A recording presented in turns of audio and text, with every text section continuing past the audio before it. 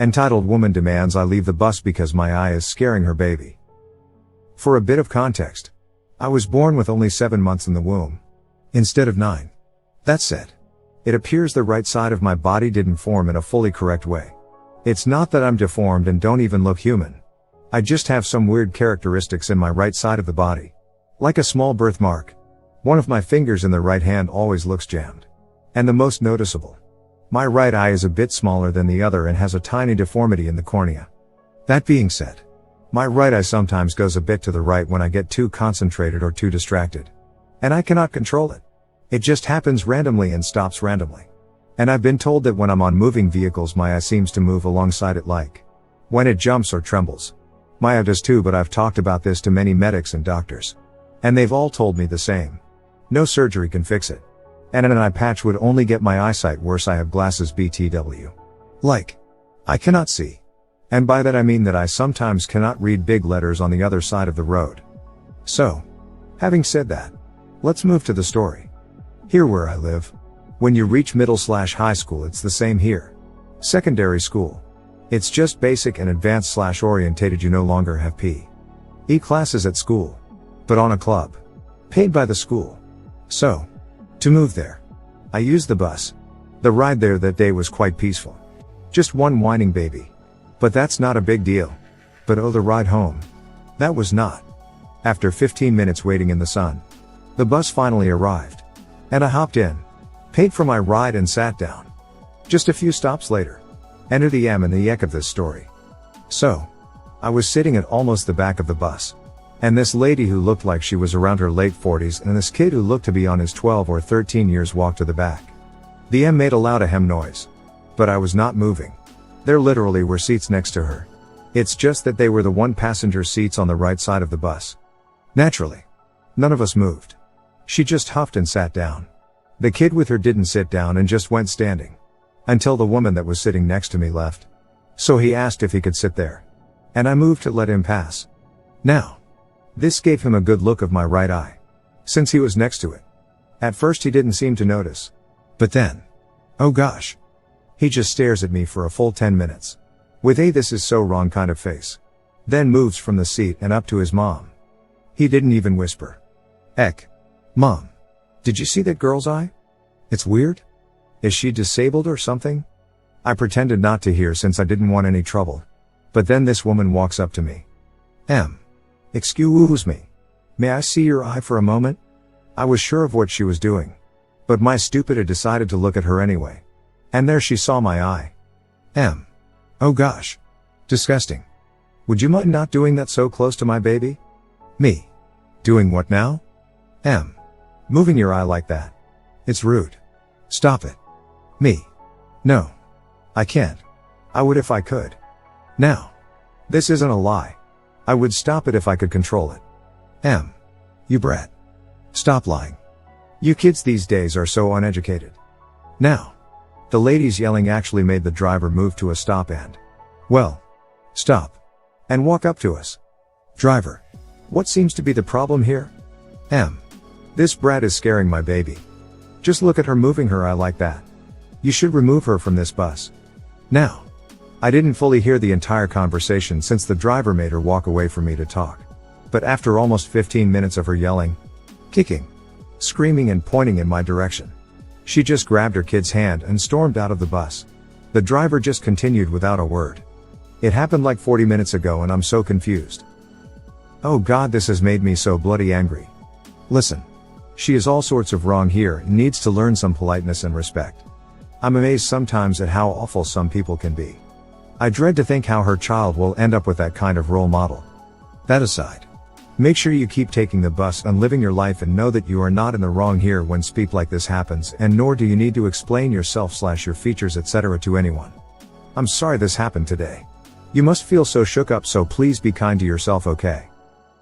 I'm sorry you dealt with this. I would have looked at her and said, bitch. It's just a lazy eye. Get over it. Seriously. Half of the world has a lazy eye. My brother has a really bad one from being born at 7 months. It tracks normal most of the time, but he loses focus randomly, so he's pretty much blind in that eye. He'll actually lose balance and falls when the focus goes out. His youngest son also has a really bad lazy eye that's crossed toward the center. Poor kiddo also has horrible vision, so he might end up needing surgery. Speep. Half the actors on TV have noticeable lazy eyes. Don't let this bug you. Some people are just miserable assholes. Side note. Have you worked with a vision therapist for the tracking issue? My sister-in-law is a vision therapist and it can definitely help. Undefined. You kids these days are so uneducated. Huh? No idea what word she meant there. Because no amount of education would help you keep your eyes still. Maybe she should get a little more educated. Entitled woman thinks she can scare my father into buying her a brand new car. First of all, I am from Germany, so I am apologizing in advance for any errors that may happen grammar-wise. Also hope this is the right subreddit. Backstory. My dad is a car mechanic for over 30 years now and is self-employed for like 25 years. He has a very good reputation too and is one of those people who always tries to not get in any argument at all costs, just like myself. This whole situation happened like 2.5 years ago and over the course of several months.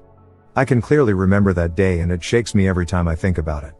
It was the end of the first week of summer break here in Germany and I had an eerie feeling and got up from our couch to walk towards the front door and saw smoke coming out of the open door of our garage and asked my mom what my dad was doing today. She answered that he was welding and why I asked. I then got in action and told her that there was smoke coming out of the open garage door. She came down out of our office where she wrote bills for my father's clients. We then went out there and found out that the car was on fire because the main wires of the electrical system were on fire. Thankfully my dad had already gotten out from under the car. We then rolled the car out of the garage while my mother called the fire department. By the time she was calling them, one of the firefighters, which just so happens to be our next door neighbor, came rushing over with his fire extinguisher and helped to clear the fire. His wife had seen what was happening and had told him to hurry up. We already had used our fire extinguisher and were just relieved that our neighbor was there with us, helping us in a professional manner. By the time the fire department arrived, the fire was already under control and they just had to basically cool the car down so that it was for sure that it wouldn't begin to burn again. The car itself hadn't so much of damage, but the whole wires for the basic functions of the car were destroyed. So it was basically totaled even though the body was fully intact. The police was also called and asked us what had happened. They said that there weren't going to be any consequences out of this for my father because the fire was already under control when the firefighters came. They all went and said that we should all go inside and calm a little down after what had happened. FYI, it wasn't a full-blown fire. Thankfully. But there was a lot of smoke and heat. I think everybody can understand that I was still in shock and that I was just glad that my father was unharmed and that I had this bad feeling. I still think that everything would have been gone for the worst if I hadn't had this bad feeling and gotten up to look out of our front door. So after we all had calmed down a little bit, my dad went to the woman who owned the car and told her what happened. He even wanted to pay her 2,000 to 3,000 euros so that she could buy a new car. Her now destroyed car wouldn't have brought her more than 500 euro if she had sold it before it caught fire, and also wanted to help her find a good one through internet. He knows what to look for. So this lady would have basically nothing to do. But she declined everything. Except that we wanted to cancel her insurance for the car. So my mother went to the registration office and signed out the car. So we thought this was the happy ending. But no. Unfortunately not. Now comes the Karen of this story into play.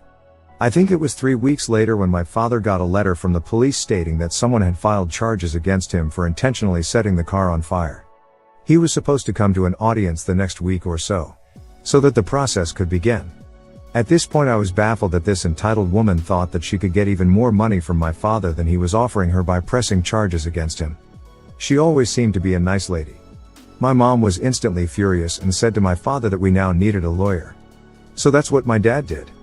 The next day he had his first meeting with his lawyer, who then spoke to the police that my dad didn't set the car on fire, which also could be read in the official report of the police officers which were called the day of the fire. So we thought that was it. But the lady had also a lawyer and wanted all the money she needed to buy a brand new car and the money she had spent to get to doctor's appointments. She's like 70 or something. So she has a lot of doctor's appointments. This went back and forth until she altogether stopped to pay her lawyer and also stopped to answer his calls and emails. She seemed to be impatient and thought she didn't have to wait for such a long time for the money she had wanted. A few months went on and we hadn't heard from her or her lawyer when suddenly 3 police officers, 2 women and 1 man showed up at our home. We just had gotten rid of the car, which stood all the time on our courtyard. We had given that lady a lot of time to get it off of our property, and when she didn't meet the deadline or heard anything from her lawyer to get more time, Our lawyer allowed us to get it towed from our courtyard. They had been eyeing my car, which is from the same brand, and thought that this was the car they were looking for. My mom was alone at home when they came and told me this when I came back from school later that day. At that point I hadn't had my driver's license yet. The man was like, "We want to inspect that car over there." Mom: "Why would you want to do that?" Woman 1: "Because of the charges against Dad." Mom: "Then you are too late. That's my daughter's car. The car you are searching for has been removed just yesterday. Also, please speak to our lawyer." Gives them phone number and address. Then they just went their way. My mother immediately informed our lawyer what had happened. A few days later our lawyer found out why the police officers were here. The lawyer of the old lady tried to get somehow the money for the work he had done. So he got the highest rank of judge he knew in private to somehow get him his money. In the end my father had to pay €300 to the state so that the process would be brought to a close. And that was thankfully the end of it. Still to this day we haven't heard or seen the old lady. So yeah. Thanks for reading all of this. If anybody got to this. I just needed to write this somehow down. Car fires are terrifying. On Memorial Day people were setting off little fireworks. I'm getting ready for work when my 4-year-old suddenly came running to me and said there was a fire. I tried to assure her it wasn't a fire. Just fireworks. Then our neighbor knocked on my living room window and said the other neighbor's car was on fire just as smoke started rolling in through the windows. We got out within seconds. And sure enough, the other neighbor's car and house were on fire. The car was a total loss and the siding on their house melted off. But otherwise their house had no damage. Turns out the last pop I'd heard was the electrical system on their car exploding despite not having been driven all day and not a firework. So your father is a mechanic and he was trying to repair the old lady's car by doing some welding on the underside. The car caught fire and was totaled as a result. Wasn't he responsible and thus liable for the damage? Or are these cars known for spontaneously self-igniting their electrical wiring? It sounds as if the car's value should have been ascertained by a third party, and frankly I'm baffled why you have got rid of it before the proceedings were over. Why didn't your father's insurance handle it? This story has several odd points. Entitled "Bathroom Lady Threatened to Beat Me Up for Doing My Job." This happened when I was a cleaner in my job. One of my jobs is cleaning the men and women's restroom. Usually with cleaning, if I am in the men's room I have to make sure it's empty and lock myself in since I am a woman, for my safety and for the privacy of the men. If I am in the woman's it can stay open since there is rarely a privacy issue except for one thing, which is what the story is about. In the woman's bathroom there is 3 stalls. One is a handicapped stall that has a broken latch that anyone could walk in. A common courtesy I always did was when I was cleaning I would shout out, "Is anyone in the handicapped stall?" at least 3 times, so if anyone missed it they heard it so they could respond. It didn't always work, but people heard and could jump in if someone said I never said that. Now keep in mind, unless I had to do a deep cleaning due to a major mess or it's 900 p.m. it's always open during cleaning. One day it was the usual work day until the bathroom came up. I did my courtesy shout out and someone from a different stall, not the handicapped, got all pissed off. She said she's in the first stall going to the bathroom. I replied I am only asking about the handicapped stall, not kicking people out. She, still a little aggravated, was upset thinking I was kicking her out of the bathroom.